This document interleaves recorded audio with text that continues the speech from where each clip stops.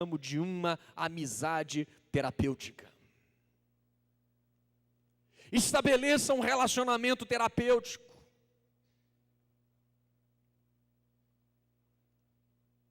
Com um amigo. Irmãos, um dos grandes problemas da igreja evangélica é que nós temos muitos irmãos, mas não temos amigos. Dá um aperto de mão aí no seu vizinho do lado e fala para ele assim: a paz do Senhor.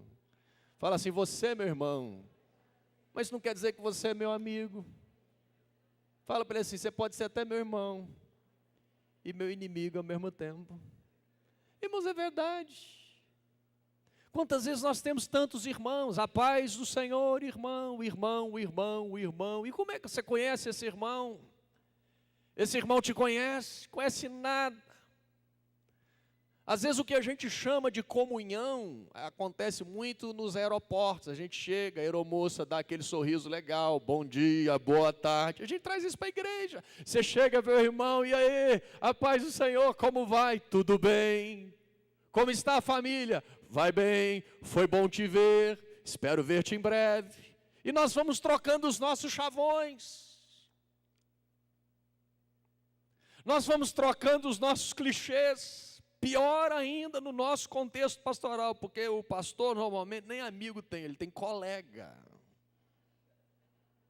Ele tem colega. Uma pesquisa nos Estados Unidos entre 1.000 pastores identificou que 70% dos pastores, 70% não têm amigos mais chegados. 70%. Entre 1.000 pastores entrevistados, 70% disse: não tenho ao menos um amigo mais chegado. Uma psicóloga do Rio chamada Glaucia Medeiros disse que 50% dos pacientes não precisariam de terapia se tivessem ao menos um amigo mais chegado. Um amigo apenas.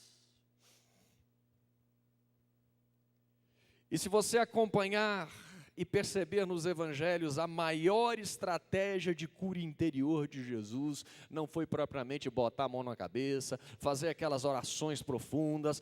A maior estratégia de cura interior de Jesus foi estabelecer 3 anos de profunda intimidade, de profundo relacionamento, porque está escrito lá no livro de Provérbios que assim como o ferro afia o ferro, assim o homem ao seu amigo. Estabeleça uma relação de confissão. Os irmãos sabem que um discípulo de Freud chamado Jung fala uma coisa muito séria. O cara não era crente, não.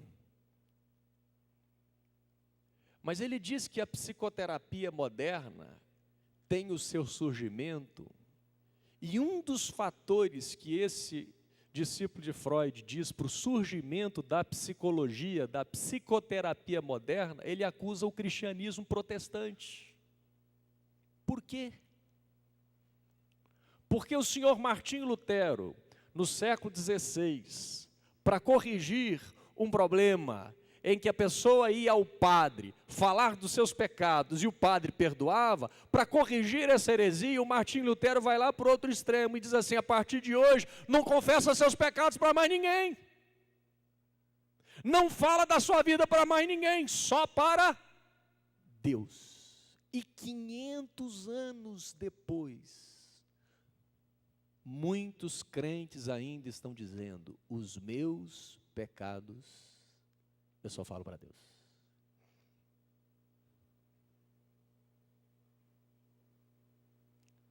O amigo é aquele com quem você pode pensar em alta voz. Meu querido, você tem alguém com quem você pode pensar em alta voz? Você tem alguém com quem você pode falar o que você pensa?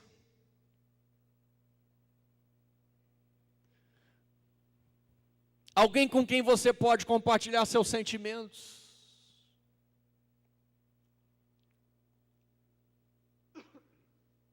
Terceiro lugar,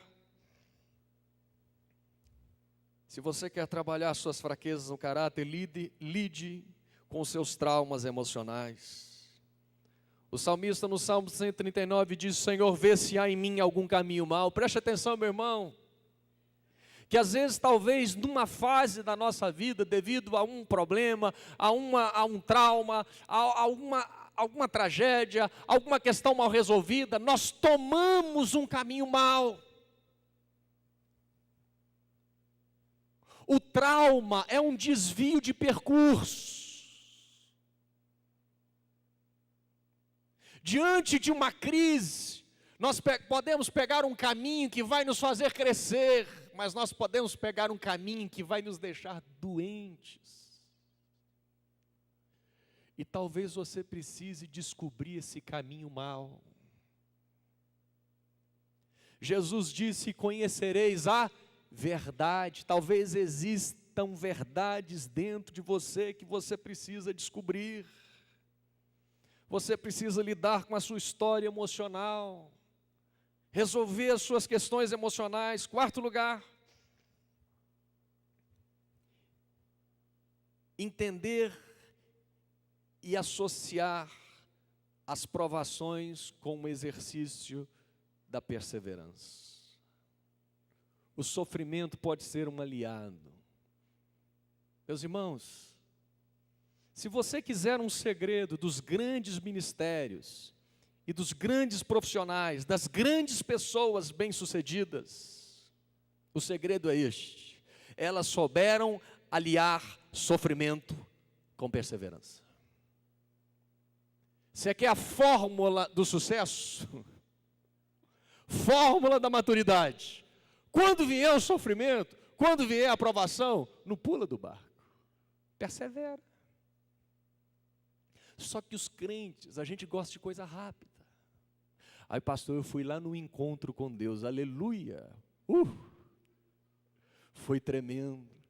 Teve aquela ministração de Peniel, e ali, como Jacó foi lá no Val de Jaboque, e ali eu fui confrontado, Deus me falou, Deus apontou o meu pecado, e a partir dali, assim como Jacó teve o nome mudado, a minha vida foi mudada.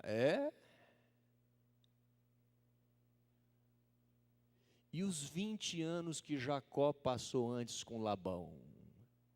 Você não quer esses 20 anos não, não. Esse aí não, pastor. Você acha que a vida de Jacó foi mudada ali apenas naquele momento? Deus disse para ele: Jacó, eu vou mudar o seu nome, porque como príncipe você lutou com Deus e com homens. Você lutou lá com Labão. O Labão, só o seu salário, cara, ele mudou 10 vezes, mas você lutou, você perseverou, e por isso agora de enganador você vai se chamar príncipe de Deus. Ele perseverou. Ele soube aliar sofrimento com perseverança. Mas às vezes, irmãos, nas coisas mínimas que nós somos frustrados, nós desistimos. Todo ano em Vitória nós damos um curso, o pessoal começa animado, chega no curso, aleluia, aleluia, você começa a orar, o cara bate o pé, Jesus, é fogo, fogo desce, vai falar, olha gente, normalmente, lá pelo meio do curso e tal, está amarrado pastor, está repreendido, e está papá, aí começa, quando chega a prova, o sofrimento. O cara que amarrou, desamarrou. O que estava no fogo, desfogou. Por quê? Porque ele quer Peniel sem Labão. Fala aí para o seu vizinho do lado, fala para ele assim: talvez você está precisando de um Labão, irmão. Falou: talvez você já tenha até um Labão. Nós queremos Pentecoste sem os 3 anos de discipulado e de convivência com Jesus. A gente quer o poder do Espírito. Eu chamo isso de teologia Power Ranger. Pá! Vem aquele raio de Deus. Bastou o dia que Deus liberar uma descarga de 1000 volts do poder dele. Eu estou esperando, manda Deus a descarga. Eu creio que quando esse poder vier, a minha vida será mudada.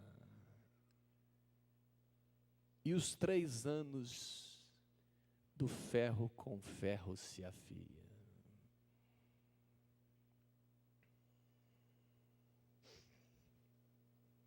Olhe para o seu vizinho e diga para ele assim: na sua caminhada cristã, diga mais forte, diz, na sua caminhada cristã, vá correndo, se não der, caminhe, se não der, se arraste, e se não der, vai rolando, mas não para.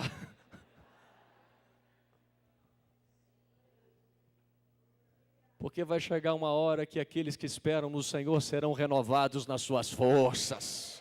E Deus vai te levantar, meu irmão. Para a gente encerrar. Às vezes Deus nos leva a algumas posturas radicais para vencer o nosso caráter. Posturas radicais. Tem um pastor chamado Sérgio Scataglini. Ele é um pastor argentino que está nos Estados Unidos. Tem livros publicados no Brasil. Um dos livros dele se chama O Fogo Santificador. Esse pastor deu um testemunho aqui em São Paulo. Eu estava numa conferência dizendo que ele tinha um problema sério na área dos olhos, do olhar. E de tanto cair nessa área do olhar, ele falou assim: Deus, eu vou fazer um voto radical contigo. Onde eu estiver, se eu cair nessa área do olhar, eu vou dobrar o meu joelho. E ali mesmo eu vou te pedir perdão. Ele falou: meu Deus, para que eu fiz essa oração? Diz ele que estava numa conferência internacional. E ele diz: meus irmãos, eu vim fazer uma conexão aqui em São Paulo, acho que foi em Guarulhos. Eu estava sentado, esperando o voo. Daqui a pouco, me passa uma... E aí, irmãos, quando eu vi que os meus olhos se enveredaram. Isso ele contou para os pastores.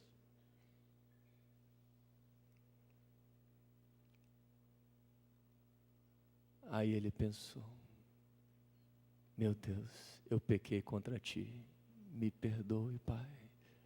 Aí o Senhor falou: e o voto de dobrar o joelho? Aí falou: Deus, mas eu estou numa sala de espera de aeroporto aqui, vai ser um negócio meio estranho. Aí disse que ele olhou para o lado, tinha algumas pessoas, escala, ele falou assim: Deus, eu vou dobrar, mas tira essas pessoas aqui, porque vai ficar um negócio, vai ficar chato. Aí disse que ele começou a orar, daqui a pouco a sala começou a encher. E foi enchendo. E ele sentado e foi enchendo, e Deus falou: vai, dobra o joelho, dobra o joelho. Aí disse que ele no meio não dobrou o joelho e falou: Pai, perdoa o meu pecado. Tem um pastor chamado Arlindo Mendes, que já não está mais entre nós. Mas esse pastor lá em Vitória, testemunhou um problema na área da mentira. Ele ia pregar. E na hora da pregação, ele era um pastor muito efervescente, sanguíneo, pregava, levantava o povo, mas na hora de pregar, às vezes ele contava uma história e dava uma melhorada na história. E pregava e tal, e daqui a pouco a história já dava, e quando ele terminava a mensagem, o Espírito Santo falava: mentiu de novo, né? Mentiu de novo, né? Exagerou de novo. Aí aquele negócio, meu Deus, eu tenho essa fraqueza no meu caráter, o que é que eu faço? Aí ele pegou e falou assim: Deus, todas as vezes que eu for pregar, na hora que eu exagerar, eu vou voltar na hora e vou consertar. Ele falou: irmãos, para que eu fui fazer essa oração? Ele estava numa conferência, aí aquele negócio ia no natural, ele já tinha esquecido o voto, e começava, na hora que ia contando a história, daqui a pouco ele viu que ele aumentou a história, falou: voto. Ele falou: irmãos, na verdade não foi bem assim não, espera aí, deixa eu recontar para os irmãos. Na verdade, aí vinha aquela vergonha, mas Deus foi usando isso para tratar do caráter dele.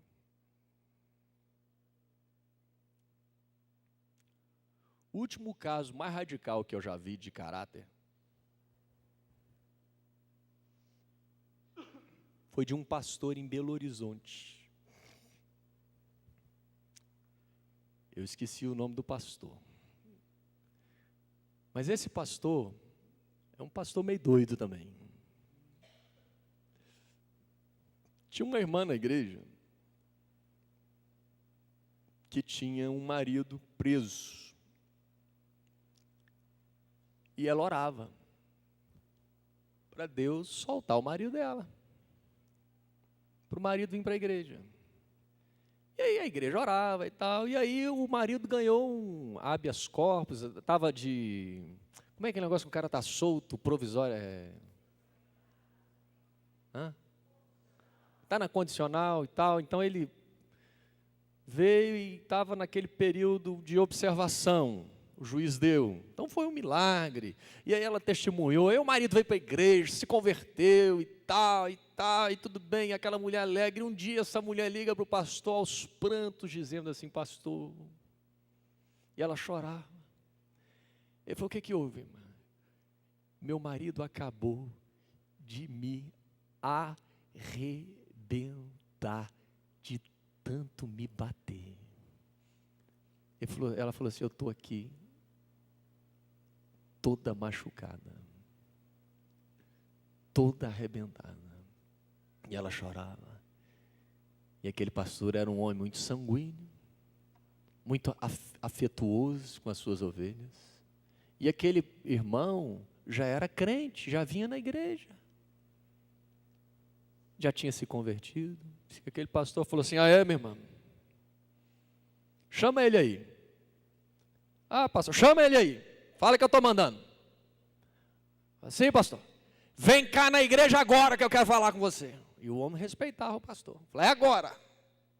Aí disse que o homem, quando veio, disse que o pastor antes já ligou para 2 diáconos. Ligou, falou assim, olha, vem aqui por favor imediatamente que eu vou tomar uma postura aqui agora e eu preciso de vocês para me ajudar, porque se acontecer alguma coisa eu vou ter o apoio de vocês. Aí o pastor falou assim, vocês vão ficar vocês 2 aí na porta e espera o homem chegar. Quando ele chegar, bota para a minha sala e fica aí fora. Não entra, só entra se eu mandar. Eis que o homem chegou, todo ressabiado, cabeça baixa. O pastor falou, senta aí. Diz que o pastor olhou para ele e falou assim, eu vou te dar 2 alternativas. Ele falou assim, primeiro, você está na condicional, eu vou ligar para a polícia agora, e nós vamos terminar essa condicional sua. Você vai voltar para a cadeia, que é o lugar de gente safada igual você, que fica batendo na esposa. Primeira alternativa é essa, eu vou ligar, e eu vou te denunciar como pastor, e você vai voltar para a cadeia. Ele, sim, pastor, e qual é a segunda alternativa? Ele falou, a segunda é que eu quero te dar uma coça que você nunca levou em toda a sua vida. A coça que o seu pai nunca te deu. O que você quer? Cadeia ou coça? Ele, coça, pastor. Ele falou, arranca a roupa. Ele falou, que é isso, pastor? Arranca a roupa. Diz que o pastor arrancou o cinto. Falou, deita no chão. Ele falou, mas olha, eu bati sem dó. Eu peguei o cinto e falei, receba! Pá! Pá! Diz que o diácono lá fora falou, meu Deus, o pastor está doido. Mas diz que batia o calombo. Diz que foi batendo e pá, pá, pá, pá. Diz que quando terminou o serviço, técnica pastoral. Técnica pastoral avançada. Aí diz que terminou. Aí ele falou assim, olha. Ele falou assim, eu sei que eu tomei uma atitude muito radical. Mas depois dessa coça, esse homem, primeiro, nunca mais agrediu a esposa. Segundo, hoje ele é um dos meus diáconos de confiança aqui na nossa comunidade. Mas precisou tomar coça.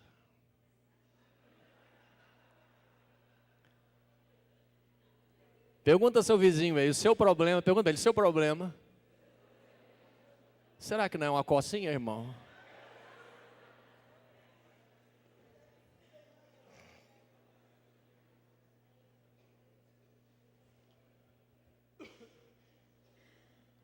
Vamos ficar de pé todos nós.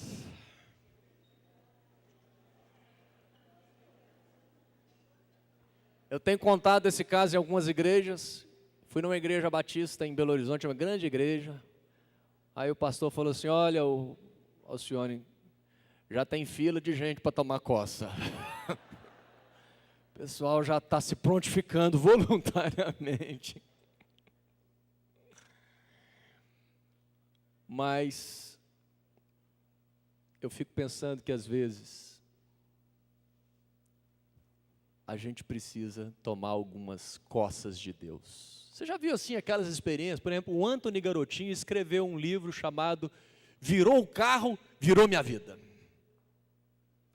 Às vezes o cara precisa de uma coça de correia ou de uma coça da vida, de Deus. E às vezes Deus pega e nos permite passar por uma situação para dizer: acorda! Acorda!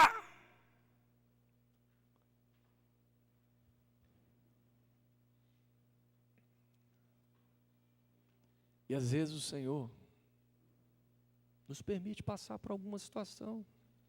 Eu não sei quem acompanhou há um tempo atrás, uns 3 meses atrás, passou na Rede Record, um caso de um casal de idosos. Gente, eu achei tão esquisito, tão estranho esse caso de idosos, que a mulher já há anos e anos não queria viver, e ela chegou para o marido, não sei quem viu esse caso, e falou assim: olha, eu quero morrer, eu quero que você me mate, com um tiro. Quem viu esse caso? Mas é o seguinte, se eu que você me mata, depois você se mata também. Falou: que isso? E ela testemunhando. Todos os dias: me mata, eu quero morrer. Pega, compra uma arma, me mata. Ele: você está doida, mulher, me mata. Mas você vai morrer também, eu quero nós dois, nós vamos subir junto, vai descer junto.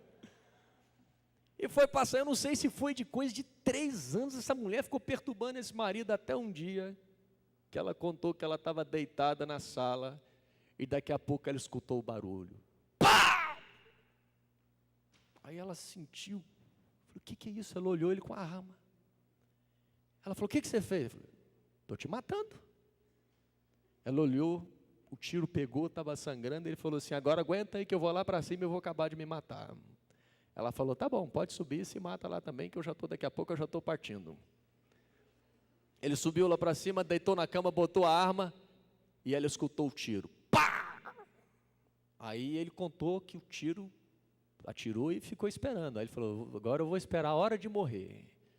E foi esperando, falou: quero ver que hora que eu vou morrer. Daqui a pouco os vizinhos, a polícia chegou, e aí, daqui a pouco o policial chegou e falou assim: o que está acontecendo? Ele falou assim: eu dei um tiro na minha mulher e atirei em mim. Ele falou: bom, mas eu acho que eu não morri. Falou: por quê? Ele falou: eu tirei nela e atirei, eu pensei que eu ia morrer, mas aí o tiro que pegou nele saiu para um lado, da mulher pegou do lado, tal, foi para a justiça, e a mulher mesma foi ele o réu, mas a mulher mesmo defendeu ele e tal, e aí pronto, resolveu o problema. Mas o interessante foi o seguinte: quando essa mulher falava o relato dela, ela dizia assim: antes do tiro, a minha vida era assim, assim, assado. Depois do tiro, antes do tiro, eu não tinha vontade de viver.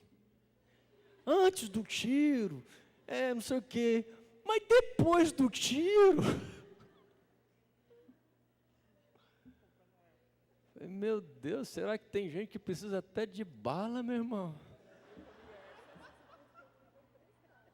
Vai precisar tomar carreira. Para o cara tomar acorda! Vai buscar ajuda! Chega de se esconder!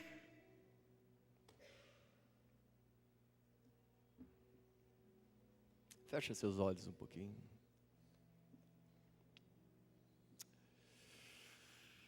Oh, Espírito Santo. Vamos orar, coloca a sua vida diante de Deus. Pai querido, nós somos tão gratos a Ti, Pai. Porque mesmo sendo infiéis, o Senhor permanece fiel. E às vezes o Senhor permite situações que a gente não entende. Mas são situações que às vezes nos humilham. São situações que às vezes nos defraudam. Como Jacó foi defraudado. O salário dele foi mudado inúmeras vezes. Situações como a de Davi, que teve um líder que tentou matá-lo diversas vezes, ele não entendia, mas ele honrou esse líder.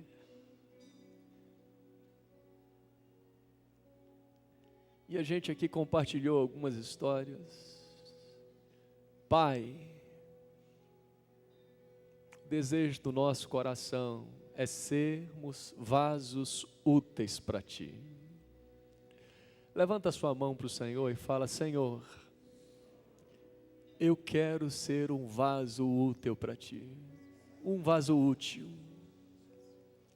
Eu quero ser um vaso de honra. Fala para Deus assim: Senhor, eu não quero ser um vaso de desonra. Eu não quero crescer para depois tudo se acabar, para os meus projetos se arruinarem. Mas Pai, com a Tua graça, eu quero investir a partir de hoje nas bases da minha casa, nos alicerces da minha casa. Eu sei, Senhor, que eu não sou perfeito, por isso Jesus veio morrer por mim, e por isso eu posso acessar ao céu, não pela minha perfeição, mas pelo sangue de Jesus Cristo. Pai, mas o meu desejo é crescer em graça, em sabedoria, na Tua presença, e que a Tua palavra ela possa fazer diferença na minha vida, e que eu saia daqui com esse desejo de que o meu caráter seja tratado, seja restaurado, e que eu esteja neste processo. Pai, se existem áreas na minha vida que eu nunca falei para ninguém, áreas que eu guardo, áreas trancadas, quartos escuros, Senhor, no nome de Jesus,